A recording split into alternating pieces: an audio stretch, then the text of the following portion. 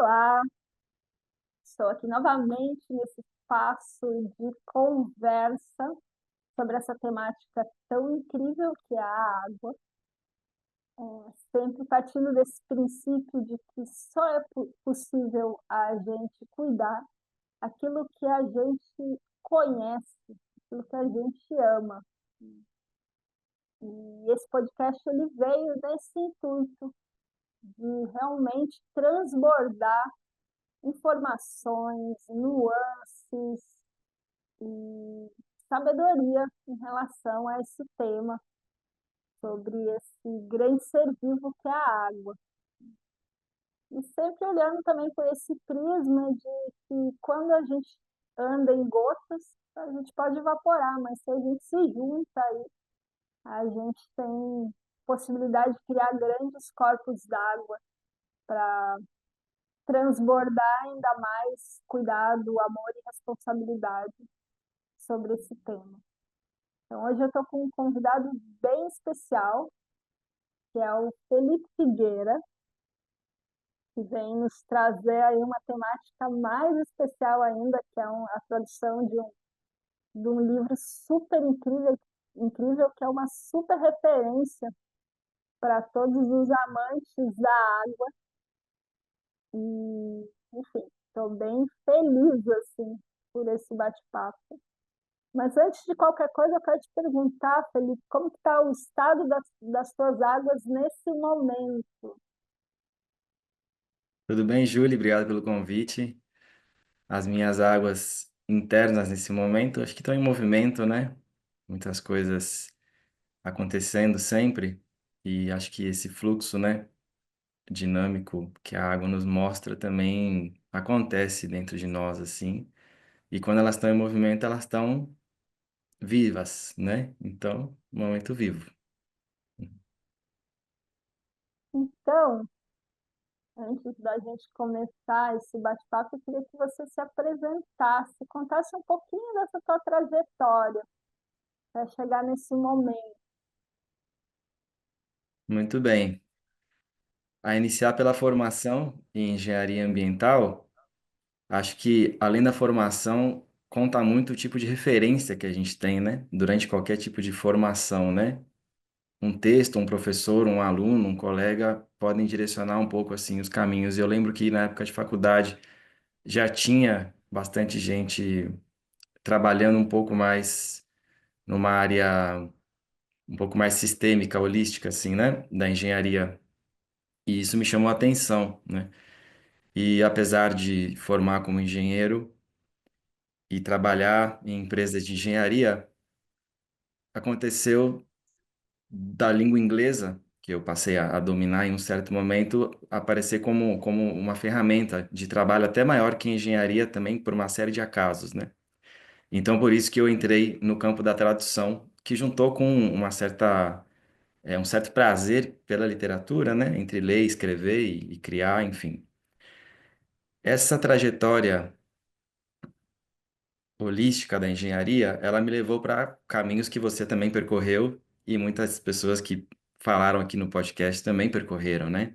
Como, por exemplo, permacultura, agroflorestas e afins, biotecnologias. Eu tive o prazer, vamos dizer assim, na época de me demitir de uma grande corporação para tentar adentrar nessa outra área. E eu tinha, né, um suporte de um espaço no interior de São Paulo que eu poderia usar como laboratório e a vantagem de trabalhar home office, bem antes da pandemia, já como tradutor. Então, eu consegui morar no campo, consegui experimentar a agrofloresta e, principalmente, o armazenamento de água nos solos e também através de biotecnologias, né? Cheguei a construir uma cisterna de ferro-cimento para captação de água da chuva, de 15 mil litros, e entrei nesse mundo e conheci aí, vamos dizer, personagens que permeiam, assim, né, essa dinâmica.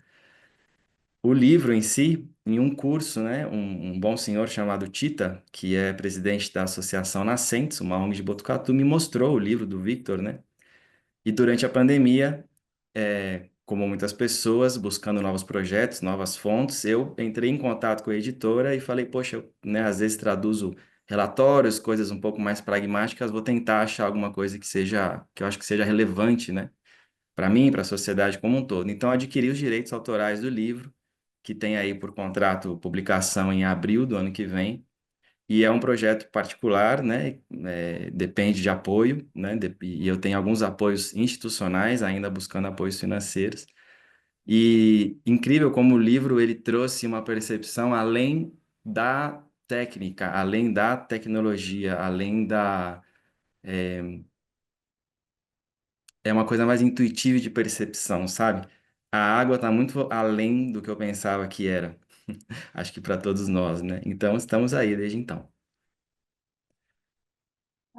Eu te ouvindo assim, né, acabou vindo também um pouquinho da minha trajetória em relação à água, assim, né, que eu acho que para todos que, né, mergulham nessa temática da água, em algum momento vão ter esse contato com o Victor Schauberg, que, né, foi esse, vamos lá, esse precursor, eu acho que uma das primeiras figuras dentro de um olhar mais ocidental que realmente viu a água como um ser vivo e descreveu, né, essas características desse ser vivo, assim, né?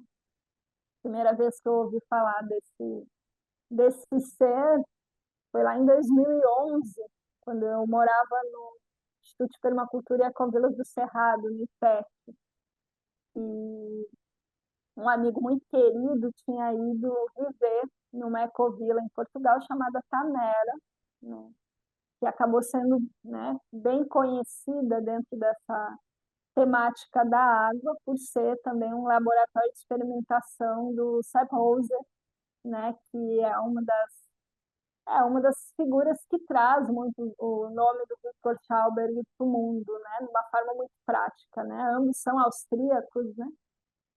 E numa visita desse meu amigo, que era um português, o Diogo, para o Brasil, ele acabou trazendo algumas pessoas de Tamera, né, dessa ecovila.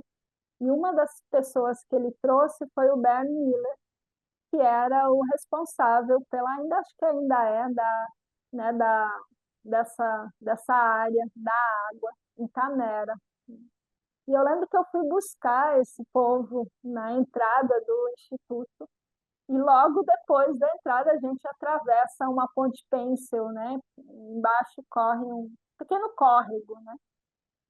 E, bom, diferente de você, o meu inglês é muito ruim. E meu alemão, pior ainda. Mas eu consigo me desenrolar nessas duas línguas, assim, né? E, bom, através de uma pergunta do Bernd Miller, assim, eu estava próxima dele nessa caminhada, acabou que a gente se desgrudou do grupo e foi conversar sobre água, né? E a gente deve ter ficado, sei lá, mais de uma hora conversando. E para mim, eu posso dizer que foi uma das conversas mais profundas que eu tive, né, sobre essa temática, em duas línguas que eu não domino, mas, né, nessa conversa ele basicamente trouxe muito do pensamento do Victor Schauberger, né? E isso assim para mim foi de fato um grande divisor de águas, assim, né, que me fez ver a água de outra forma. Por conta disso eu acabei alguns meses depois indo para Tamera para, né, vivenciar esse laboratório de perto. E quando eu cheguei lá, casualmente ou não casualmente, estava tendo um curso com o Sepp Hauser, né? E foi muito engraçado, até porque me falaram enfim, que o alemão dele, né, o alemão austríaco dele, ele era de muito difícil compreensão, né? Porque ele é um agricultor austríaco, que era um dialeto em específico, né? E curiosamente, eu entendi tudo que ele falava, porque o dialeto que ele falava era muito parecido com o dialeto que os meus pais e avós falavam, né, na colônia alemã onde eu cresci. Então, eu tive aí essa alegria, assim, né, de poder ouvir direto do Sepp Hauser, né? E hoje tem um grande amigo muito querido que até fez essa ponte entre, né, entre a gente, que é o Guilherme Castanha, o grande Gui da Mota, que está aí fazendo trabalhos muito especiais lá em Canera também, né? Então, como sempre, esse mundo da água conecta todo mundo, né?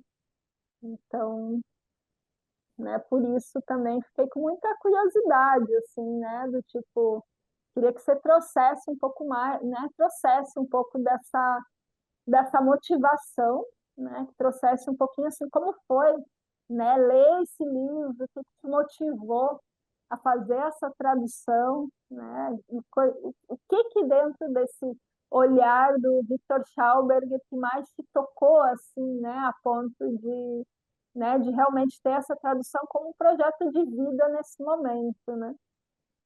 A tradução, ela não é simplesmente traduzir as palavras de um livro, né? E no caso do Victor, eu acho que é um pouco mais peculiar, porque além de ser uma adaptação cultural, a tradução de um livro como esse, de não ficção, o próprio Victor, ele tinha uma linguagem às vezes própria para explicar as coisas, né?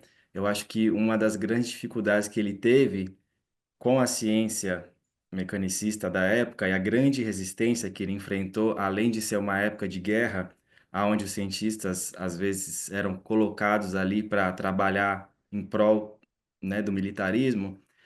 Então, diante disso, eu acho que o livro em si, ele traz um desafio de linguagem, né? Eu não posso simplesmente traduzir as palavras. Um dos apoiadores do livro é o Ernest Ghost, né, da Agenda Ghost, que trabalha aí com agricultura sintrópica. Eu fiz uma videochamada com ele e ele me deu esse alerta. Ele falou, ó, o alemão do Victor, o Ernest é austríaco também, né, tanto quanto o Victor, e ele me deu esse alerta. Ele falou, ó, tô aqui, presta atenção, nessa linguagem, nessa adaptação. As pessoas têm que entender o que de fato ele estava falando. Então, isso, eu vou tentar trazer o máximo que eu posso aqui antes dessa revisão final dessa publicação, e vai ser um prazer falar sobre o livro aqui e as minhas percepções. Acho que a gente pode dividir isso com muitas pessoas. O Vitor, ele usava termos como caráter da E alma. deixa eu só fazer eu acho que é bem importante, né, antes da gente falar do livro, você introduzir um pouquinho o Victor, assim, né, porque eu acredito que muitas das pessoas, né, que vão nos ouvir ou que estão nos ouvindo, elas não sabem quem é esse ser. Então, se você puder contar um pouquinho da história dele, eu acho que seria muito legal também. O Callum Coates é o editor do livro, né?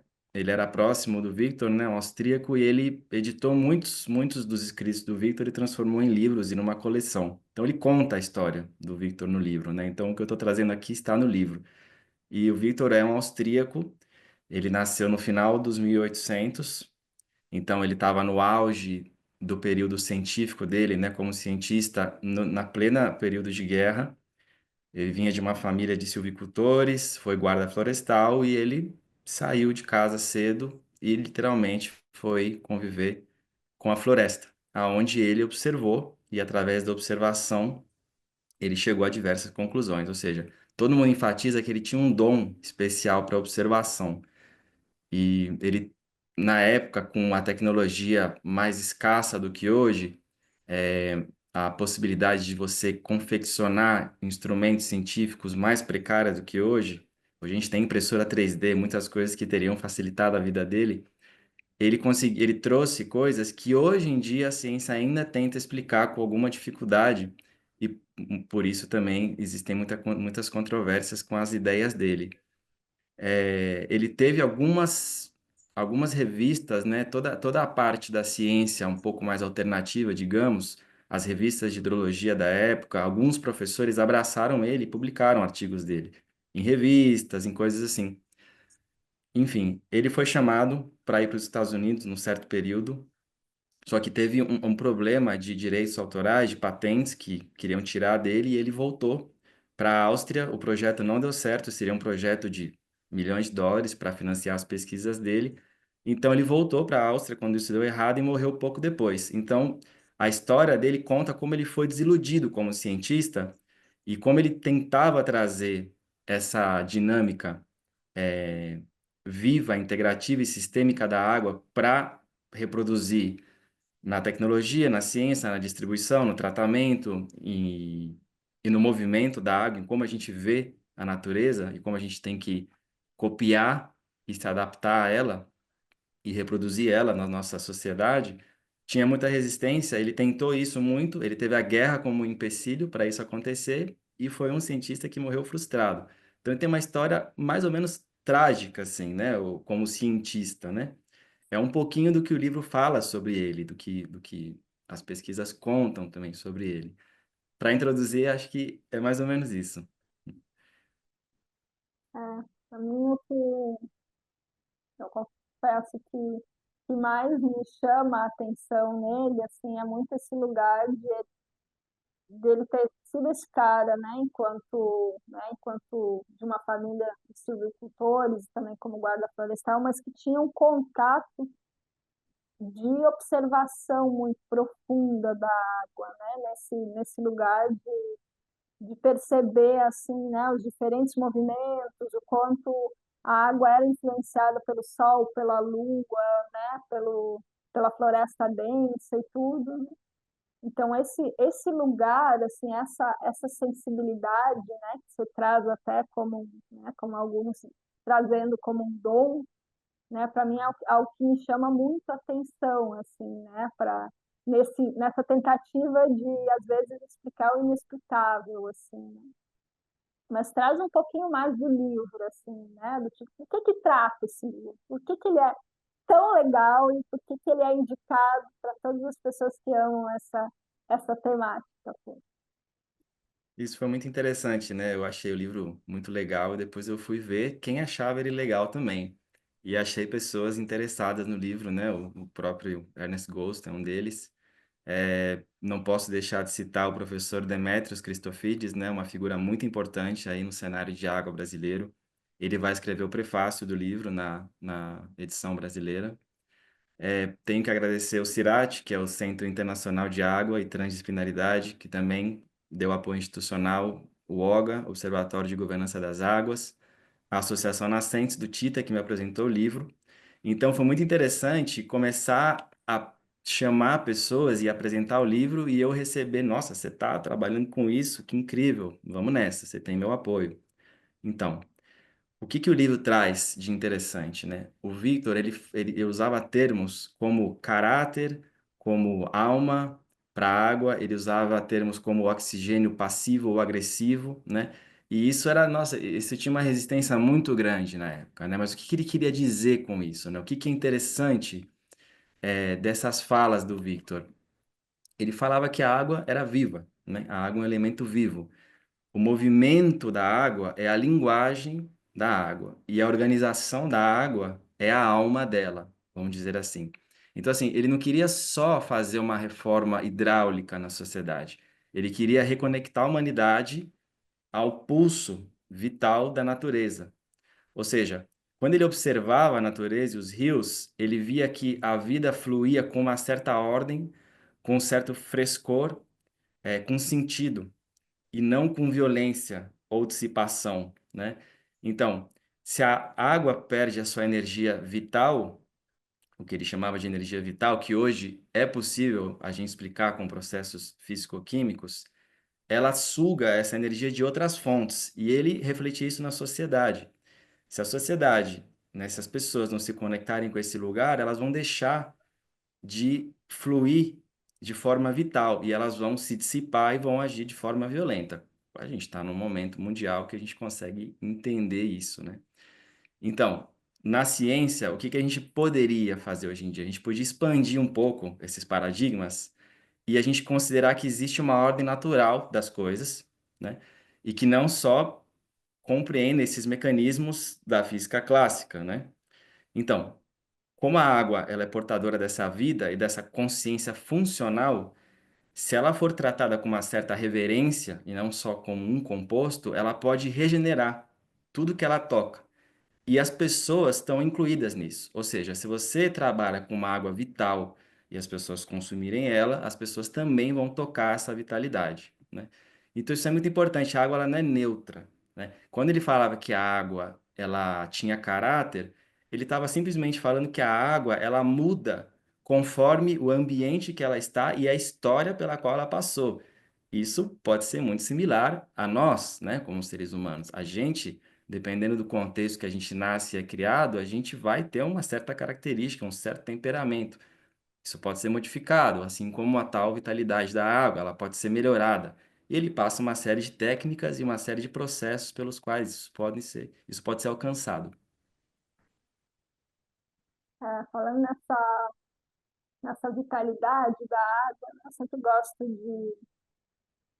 de citar esse experimento que foi feito lá no Monte Roraima. Não sei se você está ligado nele, né? Que a vitalidade ela tem ela tem a ver com essa movimentação dos íons dentro da molécula também. E aí a ideia de um bando de cientistas que foi lá era realmente medir essa vitalidade num lugar como Monte Roraima, que é tido como um dos lugares mais antigos da Terra, né? E também pelas suas características de vegetação, de clima, regime de chuvas, né? Teriam as águas mais antigas, né? Tanto que Roraima, na língua original, quer dizer mãe de todas as águas, né? E aí a ideia dessa galera era medir fazer uma comparação com a média de águas potáveis do mundo, né? Fazer essa comparação entre a vitalidade. E eles chegaram à conclusão, né, pelos testes, que essa água do Monte Roraima tinha 40 mil vezes mais vitalidade do que a média de águas potáveis, né? Então, para mim, isso é algo que me choca muito, no sentido de que a gente coloca tanta atenção, né, para uma alimentação de fonte agroecológica, orgânica, né, que beleza, aí a maioria dos alimentos crus tem aí uma quantidade similar à água do nosso corpo, né, que também está lá por 60, 70%, né, mas muito pouco a gente fala sobre a qualidade, a vitalidade da água que a gente consome no dia a dia.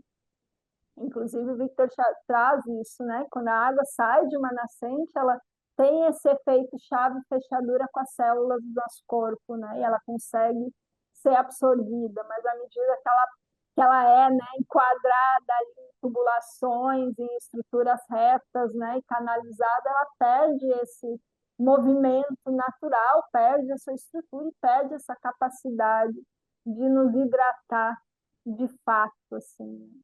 E para mim, mudar esse olhar, né? Não só tendo a água como um ser vivo, mas assim, trazendo realmente a importância da água na nossa vida, dentro, né, de todos esses aspectos de saúde também, não, não, mudaria muita coisa se a gente desse atenção a isso novamente, né? Eu acho que sim. A água ela está disponível em muitos lugares, né? E eu acho que a humanidade aprendeu a encontrar ela, né? Então, descobriram que ela está no subsolo, enfia um tubo lá e você vai ter água, de fato, né? E eu acho que por conta desse conhecimento que a gente também teve a possibilidade de expandir tanto a população, né? A agricultura foi sistematizada, o acesso a essa água também foi, então a população cresceu. Só que existem vários adendos, né? Quando que a água ela está pronta, vamos dizer assim, para ser consumida? Isso existe, né? Então, o que que o Victor fala, o que que o livro traz sobre isso, principalmente das nascentes, né? A água, ela sai da nascente depois que ela completa um ciclo, né? E esse ciclo é um ciclo de desenvolvimento e transformação, né? Então, assim, se ela for extraída de forma precoce do solo, ele equiparava isso a um aborto, né? Como se você tirasse um bebê prematuramente desse ciclo de transformação que ele tem no útero, né? Até ele nascer. Então, o que que a gente tem nesse contexto, né, de você retirar a água prematura do solo ou essa água que emerge da nascente madura?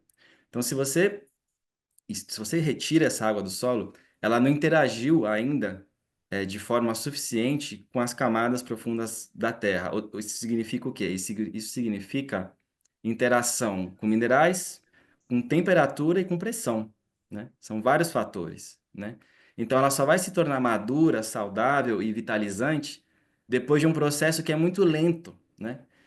É um processo geotérmico, é um processo energético, é um processo estrutural. E a gente tem hoje em dia várias coisas que falam sobre a água estruturada. A ciência já está nesse campo, né?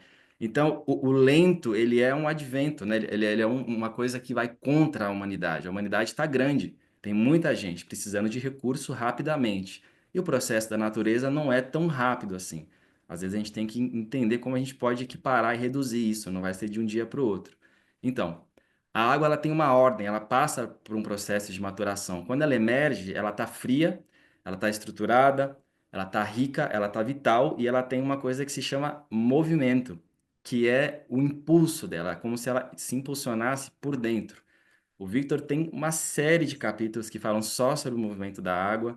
Ele fala muito da teoria da implosão, ele defende a força centrípeta e não centrífuga, como é a força de turbinas e hélices que a gente está acostumado. Ele defende o movimento em vórtices e espirais, que é o movimento natural da água. Ele queria aplicar essa tecnologia para todos os artefatos tecnológicos de hoje em dia. Isso tudo vem com a água, né? Então, assim, a ciência reconhece essa diferença qualitativa da água hoje em dia. Reconhece a composição mineral, reconhece a presença de estrutura molecular ordenada, o tempo de residência que a água ficou no aquífero, a interação que ela teve no solo, isso é reconhecido. E isso ele romantizava naquela época, né? Ele dava outros termos, ele dava outros nomes. Mas isso é de fato muito importante. A gente tem que sempre considerar quais seriam os impactos para nós de você retirar essa água imatura. Ou seja, qual que é o grande lance de você tirar uma água imatura? Ela tem uma menor complexidade microbiana e a gente entende a importância da complexidade nos ecossistemas, né? A diversidade, né? Então, quando você tem uma água que tem uma complexidade microbiana menor, ela vai ser uma água menos favorável à biodiversidade microbiana, benéfica, certo? Então, em contrapartida a isso, os ambientes que são empobrecidos, né? Eles promovem um crescimento de organismos primitivos também, como patógenos, né? E uma coisa interliga a outra, você entende? Então, a nascente, ela é como se fosse, de fato, o nascimento, né? É quando ela está pronta para nascer. E a gente tinha que considerar isso e proteger esses lugares, né? E ter essa, eu ia falar paciência, mas é difícil, né? De esperar isso acontecer para consumir. Deveria ter sido feito desde o começo. Agora é o nosso desafio entender como a gente retoma, né, esse espaço. É, mas eu acho que isso também essa possibilidade vai se dando à medida que a gente vai aumentando a nossa sensibilidade em relação à água, né? Porque nos foi ensinado aí que a água é um líquido sem cor, sem sabor e sem cheiro. Então, assim, à medida que a gente vai percebendo ela de outra forma, né, a gente também vai percebendo esses diferentes sabores, né, essas diferentes interações que a gente pode ter com ela, assim, né? Eu brinco muito com essa história de que daqui a pouco eu vou mudar de profissão, né? Eu vou deixar de ser educadora e vendedora e vou virar sommelier de água, que de fato é uma profissão que existe, né?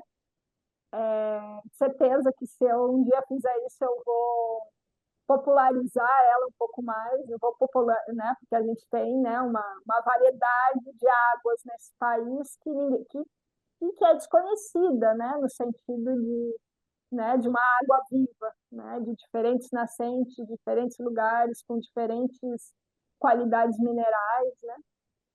Mas para mim esse é um dos grandes pontos, assim, como a gente também desenvolve a sensibilidade para de alguma forma receber e falar essa linguagem da água, né? Porque se a gente continua acreditando simplesmente que a água é um recurso, que ela não tem cheiro, não tem sabor e não tem cor, né? A gente não reconhece essa vitalidade, a gente não reconhece né? Essa diferente mineralização, esse diferente processo de maturação que se dá em diferentes lugares, assim. Então, para mim é isso, é trazer de volta essa sensibilidade mesmo, assim, né? Porque é isso, eu considero que eu sei muito pouco ainda, assim, mas, cara, beber água de uma nascente é algo, é algo muito incrível, né? Eu estou vendo, e até às vezes algo muito mais simples, assim, né? Porque dentro desse processo de me aproximar de águas vivas, né? Que eu morei aí quase 13 anos em Piracanga, onde a gente toma água direto do lençol freático, né? Passando por um filtro, enfim. E eu continuo trazendo água de lá. E a minha prática era trazer meus galõezinhos de água, e como eu já trazia ela filtrada, eu bebia direto do galão. E eu vi que a água ela demorava, tipo, né? Tem só eu e meu filho na minha casa, ela demorava um tempo para ser consumida, mas né, era aí uns 3 litros por dia, 4 litros, que a gente já usava para beber mesmo, para cozinhar a gente usava água do sistema público. E aí agora, umas 2 semanas atrás, eu resolvi colocar um filtro de barro, né? E usando ainda uma vela que apoia além de ser a vela triplação, ela ainda tem magnésio que apoia na alcalinização da água. E aí eu percebi que o consumo de água da gente aumentou muito, muito, né? Porque tem aí, mesmo que sutilmente, tem aí pequenos detalhes que aproximam essa água dessa água de nascente, assim, né? Do tipo, o filtro de barro, ele imita, né, esse subsolo, ele minimamente traz uma mineralização, traz um movimento, né, pela circularidade da filtração. É uma filtragem lenta, que nem na natureza, né? E ela vai ser, ela é mais alcalina, assim, né? Então, para mim, assim, foi impressionante ver essa diferença no consumo, assim, né? Do tipo de eu colocar, sei lá, 2 ou 3 galões por dia e a água sumir, simplesmente, assim, né? Então, assim, também para mim é um lugar de perceber que à medida que a gente vai se aproximando dessa vitalidade da água, criando pequenas estratégias no nosso dia a dia, né, o quanto a nossa relação vai mudando também.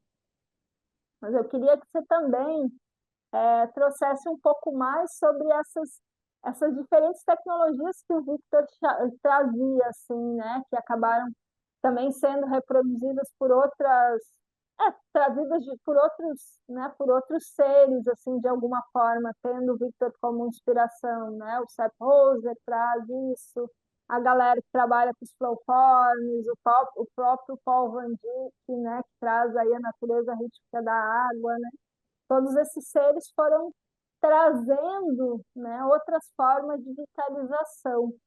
E aí, claro, que é um spoiler do livro, assim, né? Também quero saber como a gente apoia, como a gente tem acesso a essa publicação, né, que está sendo produzida, mas como trazer essa linguagem do Victor para num sentido mais cotidiano, assim, né? Trazer essa conexão que ele tinha, essas tecnologias que ele foi desenvolvendo, né, para um olhar mais cotidiano. Ele tinha essa preocupação e acho que tinha uma preocupação primeira em, de fato, regular, né, os sistemas para que a gente consiga, de fato, abastecer as pessoas já com uma água de qualidade e outros elementos de qualidade. A gente às vezes coloca essas responsabilidades da gente pegar uma água que nos é fornecida e tratar, filtrar essa água. Não é todo mundo que tem essa possibilidade, né, de conseguir comprar um filtro de barro, um filtro de carvão, ou enfim, ter o tempo, a disponibilidade, né, no meio da correria, muitas vezes com aspectos como econômico e social um pouco mais complexos, né? Não é todo mundo que tem a possibilidade de fazer um tratamento. O justo seria que essas pessoas todas recebessem de qualidade, né? As coisas de qualidade em primeira instância. Então, a tecnologia que o Victor citava tinha essa preocupação primeira. A tecnologia dele, antes mesmo dos artefatos que ele citava, era muito mais em termos de preservação de águas de nascentes e regulação de rios. Essa tecnologia é fantástica, né? Você regular os rios, não que você deixe de regular os rios, não que você deixe de regular para uma certa necessidade de abastecimento, mas que você regule conforme o próprio rio se autorregula, que também é um organismo vivo, né?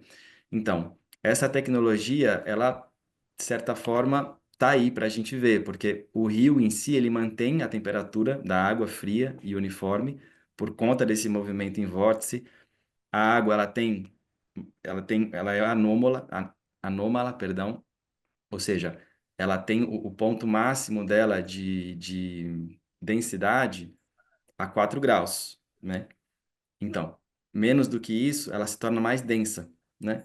E isso é único da água, né? Ou seja, essa temperatura em si, que os rios preservam, é a temperatura ideal de você manejar e lidar com ela. Isso pode ser feito artificialmente? Sim. Esse movimento em vórtice pode ser criado artificialmente? Sim. Existem turbinas em vórtice e bombas vórtice hoje em dia que você pode utilizar para você oxigenar essa água de uma maneira correta, porque ele também mostra que oxigênio em excesso não é benéfico, né? E o oxigênio em si, ele trabalha basicamente com equilíbrio de oxidação na natureza. A gente não pode nem ter pouco nem muito. A natureza em si sabe equilibrar isso, e a água no seu ciclo natural também. Então, acho que antes da gente falar do artefato caseiro, é muito importante a gente lembrar de como, por exemplo, quem tem acesso a essas decisões, poder público, políticas públicas, tem que entender isso, tem que trazer esse tipo de ciência, porque isso vai reduzir gastos de saúde e por aí vamos, né? Então, é importante lembrar que ele defendia muito que essa tecnologia fosse aplicada no abastecimento de massa. Para a casa, também temos muitas possibilidades. Eu acho que o principal padrão da natureza que o Victor traz é o formato de ovos, né?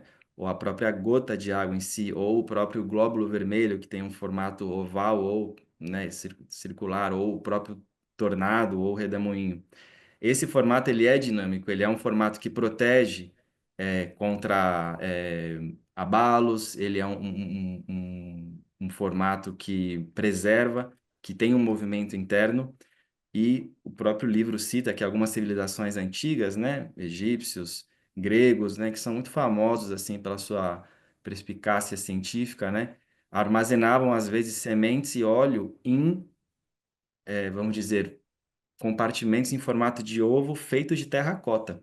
Isso dava um trabalho danado, é difícil você fazer isso, é complicado você armazenar esse ovo de terracota, vamos dizer assim. Mas eles tinham percebido que esse padrão que está presente nas sementes, nas gotas, é a melhor forma de você armazenar coisas. Inclusive foram encontradas sementes em compartimentos assim com 2.000 anos que germinaram depois, né?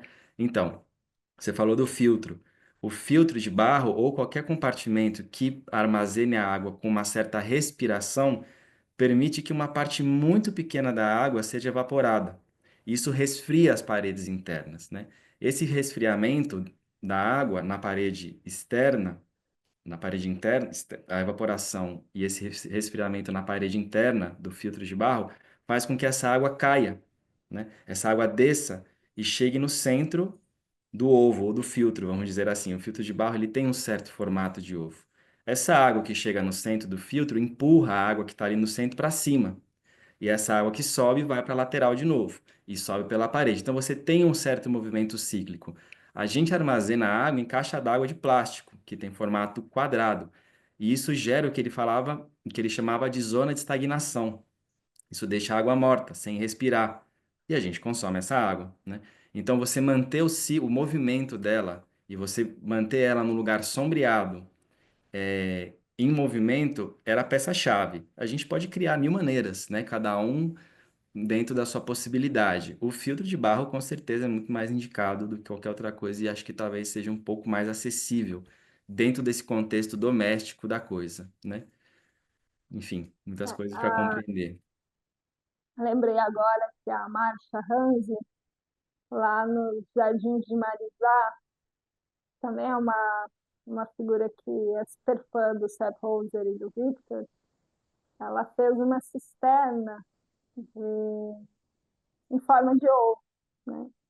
Eu vou ver se eu consigo as fotos para você conhecer também, Uhum. mas é isso, assim, né? Quando a gente vai também se propondo a criar pequenas, a implementar, né? Nesses pequenos detalhes, essas possibilidades da água se movimentar, né? Da água se tornar vivificada novamente, assim, né? A gente já está fazendo muita coisa, assim, né? E aí queria saber de você também um pouquinho desse processo do livro, como é que tá, como que, né? Você já trouxe aí que vai ser lançado em abril do ano que vem, é essa a ideia, né? É isso. Mas como que está sendo esse processo? A ideia é lançar um crowdfunding, um financiamento coletivo, como os amigos amantes da água podem estar apoiando, quem tiver curiosidade sobre esse processo, como que pode estar acompanhando também. Ótima pergunta. Vai ser incrível assim dividir um pouco dessa experiência, né, de traduzir esse livro. O livro, como falei, ele é um projeto muito particular, né? Normalmente os livros, os direitos autorais são adquiridos por uma editora, você tem uma equipe, né, de tradução, diagramação, editoração, e você tem todo já um esquema ali de impressão. Eu fui me adentrando nesse mundo depois de comprar os direitos autorais junto à editora. A época da pandemia favoreceu muito, né? Eu pedi mais ou menos para a editora esses direitos autorais e a gente entrou num acordo muito simpático, vamos dizer assim, na época. Mas o livro tem alguns desafios importantes. Além da tradução, que isso está sendo feito com muito cuidado, com muito carinho, com muita atenção, com muita pesquisa, com muita consulta, né? O livro carece de apoio financeiro. O crowdfunding, ele é uma ideia, né? E existem pessoas que já apoiaram essa ideia. E o boca a boca, né? Ou seja, eu buscar financiadores está sendo um trabalho à parte, além da tradução. Tem algumas conversas, é bem desafiador um projeto literário de uma obra de não ficção antiga como essa ser abraçada por uma empresa, né? Ou alguma instituição privada. Então é um desafio bem grande. Eu tive muitas e muitas conversas, elas não foram adiante como eu gostaria. A literatura no Brasil é um campo fraco, né? A gente teria que fortalecer. Um livro como esse abrange um nicho muito reduzido, muito mais do que um best-seller ou um livro que fez sucesso no mundo de ficção, enfim. Então, são vários desafios, né? Então, com certeza, o projeto ele precisa de apoio de pessoas que estejam interessadas em que essa publicação apareça em português, pela importância dela, contatos, pessoas que possam conhecer patrocinadores, empresas que estejam interessadas em patrocinar o projeto, são sempre muito bem-vindas. O livro tem uma ética, o livro respeita uma ética, as empresas que patrocinarem, com certeza, tem que estar dentro dessa ética, entender qual que é a ética do livro, do Victor, a gente tem que honrar, né, esses lugares do autor. E eu estou nessa tentativa, né, de compreender o que ele falava, tentar traduzir isso, né, e publicar. Eu acho que é uma obra de extrema importância, principalmente pelo momento que a gente vive, né, especialmente em termos de enchentes, né, e problemas que a gente tem durante as épocas de chuva em todos os lugares do mundo, né. Isso está nitidamente relacionado à vida dos rios, né, essa canalização essa falta de cuidado, isso tem muito a ver com sedimentação, com acúmulo de sedimentos. O movimento do rio dissipa os sedimentos de uma forma correta, faz as margens terem o seu leito e a sua parte profunda no lugar certo. E quando você canaliza isso, você acumula esse sedimento no leito do rio, você deixa ele mais raso e uma enchente gera outra. A gente sabe que a água da enchente ela não infiltra no solo, né? Ela fica ali e quando você tem uma enchente, você rapidamente vai ter uma nova enchente. O mundo pede que essas informações sejam divulgadas para que a ciência pegue isso tudo que o Victor falou e pesquise mais, e tente buscar mais soluções, e tente transformar mais a linguagem dele na linguagem científica, em técnicas, em coisas que ajudem, né, os ecossistemas, as pessoas, assim, a terem um desenvolvimento um pouco mais conectado com essa dinâmica natural das coisas. Isso não é nada além do que a ordem natural das coisas, sabe? Não é uma coisa que a gente pode chamar de espiritual ou cósmica, embora as etericidades, a cosmicidade exista, né, nos entremeios da natureza. A gente está falando de coisas físicas mesmo, assim, né? O ciclo, o próprio ciclo da água que você mencionou, ele não defendia, o Victor, que o ciclo da água ele é um ciclo puramente físico-hídrico de que a água evapora, precipita. A água, ela transforma. Então, quando ela está no solo, ela transforma. Quando ela evapora, ela ajuda os outros elementos que estão na atmosfera a se transformarem e caírem de volta no solo com mais informações.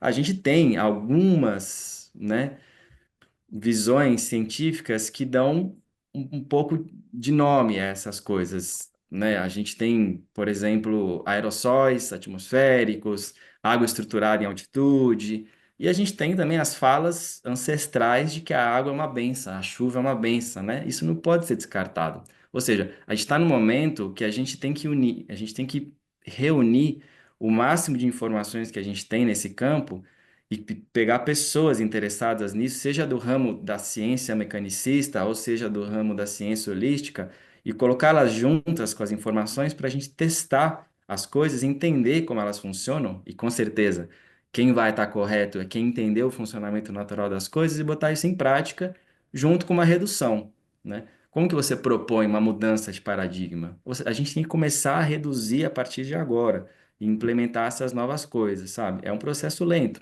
Nem sei se teremos tempo, mas o livro faz parte desse movimento, é um micro pedacinho de uma coisa que precisa de muita força e apoio, sabe? De todos os ramos, de todas as esferas. Bora juntar essas gotinhas todas e criar aí algo maior sempre. Eu até Uhum. posso depois, né, no privado, que, enfim, né, eu lancei um dos meus livros, foi por crowdfunding, né, e teve aí vários apoiadores empresariais também que, né, podem ser possíveis apoiadores desse trabalho também, assim, posso trocar umas figurinhas na sequência também, acho bem importante, né? Mas também Ótimo. já me coloco aí, se rolar uma pré-venda, já estou aí na lista, né? Quero super ter acesso, assim, até porque já vi muitas coisas na prática mesmo, assim, né? Quando você falou dessa, né, trouxe esse olhar de como a gente realmente respeita essa essa forma do rio se manifestar, né? A gente teve a gente fez um experimento muito simples lá em Piracanga, né? Piracanga era uma fazenda de cocos abandonada, né? Que está de frente para o rio, né? E há mais ou menos uns 15 anos a gente começou esse processo de regeneração dessa área, né? Consequentemente de enfim, de estar colocando, apoiando de novo esse crescimento da mata ciliar e tudo mais, né? E do lado de Piracanga, né, da Ecovila, tem uma grande fazenda de cocos. E a gente, agora essa semana, a gente viu, né, teve uma das pessoas que pegou as fotos do Google Earth de, sei lá, de 5 anos para cá ou mais. E assim, o rio ele muda de formato o tempo todo. Mas assim, a forma como ele muda no coqueiral é absurda, porque não tem uma mata ciliar. Então, assim, nesses 12 anos, 13 anos que eu estou lá, já deve ter perdido pelo menos umas 12 linhas de coqueiro, pelo menos, né? Justamente porque não tem aí suas margens respeitadas também, né? Eu acho que Então, a monocultura, ela preserva só a espécie de interesse, né? O rio, no seu fluxo, ele joga uma informação para ter mata ciliar. O rio ele quer se cobrir ali, ele quer ficar na sombra, né? O próprio rio ele forma mata ciliar. Esse próprio jogo de sedimentos cria outras terras para ter mata ciliar, né? Esse é todo um fluxo contínuo. Então, sim, mata ciliar ao redor do rio é uma inteligência do rio, não é uma coisa que faz sentido simplesmente de implantação. Ele quer sombra, né? Ele quer menos radiação. O próprio fluxo dele protege as camadas internas dessa radiação, né? A própria densidade da água também protege a água quando você tem congelamento de rios, né? A água mais densa cai, você congela só a superfície, a vida continua ali embaixo. Isso tudo é inteligência da água, né? Então, sim, ela está buscando no meio do coqueiral, ela está buscando ali um melhor caminho para ela não estar encontrando, porque qualquer coisa que nasce ali sem ser coqueiro deve ser retirado, né? Provavelmente. Mas Nem tem enfim. mais espaço, né? Já vai caindo. Mas, enfim, te ouvir, assim, me dá muita vontade de ter esse livro em mãos logo, né? Porque realmente a água enquanto ser vivo, é um universo que quanto eu, pelo menos, né? Quanto mais eu mergulho nela, mais encantada eu fico, né? Com todas essas características intrínsecas, com todo essa vitalidade possível mesmo. Então, faço votos aí que esse processo seja muito bonito, né? E aí queria que você trouxesse aí como síntese, né, do nosso bate-papo, que passou muito rápido, né? Mas que você trouxesse aí um convite para a galera, né? Que você trouxesse aí suas palavras finais do que você quer deixar aí como recado para quem está nos ouvindo. Ótimo, obrigado pelo convite. Pena que o Victor não pode assinar o seu exemplar. Seria ótimo ter uma pessoa como ele entre nós hoje em dia. Eu acho que a gente, além de, acima de qualquer coisa, tem que estar aberto, sabe? A escutar novas ideias sobre soluções, né? A gente está meio, nós, né, que estamos aí nesse meio permacultura, a gente vê tantos problemas, né? Busca tanto as soluções. Eu acredito que o livro ele seja parte fundamental de um processo de soluções, né? Um processo de soluções lento, como a natureza, mas que tem que ser implantados, que tem que ser pensados. Acho que a própria implantação desses processos pode abrir uma gama enorme assim dentro da economia e da sociedade. Então, acho que fica o convite de abraçar projetos desse tipo, sabe? Projetos que estão tentando trazer um pouco mais essa iniciativa com base em pessoas que compreenderam de uma forma que inspira, né, a todos nós em também entrar nesse mundo. A gente tem que honrar um pouco mais, né, essas pessoas que se dedicaram a isso e trouxeram novas percepções. A mensagem é essa, fica o convite de descobrir um pouco mais do que o Victor Schauberger falou sobre a água. Isso vai fazer bem para as pessoas, acredito que sim. Então, te agradeço imensamente, Felipe, aí, pelo tempo e pela disponibilidade de compartilhar aí esse trabalho tão bonito, né? Estou bem feliz mesmo, assim, por essa tradução, feliz também por essa ponte aí criada, né, através do Gui, né? Que essa grande rede de cuidadores, amantes da água, possa crescer, né? E a gente possa realmente ter essa atitude de autorresponsabilidade cada vez maior, né? E é isso, então, muito grata aí quem esteve com a gente também.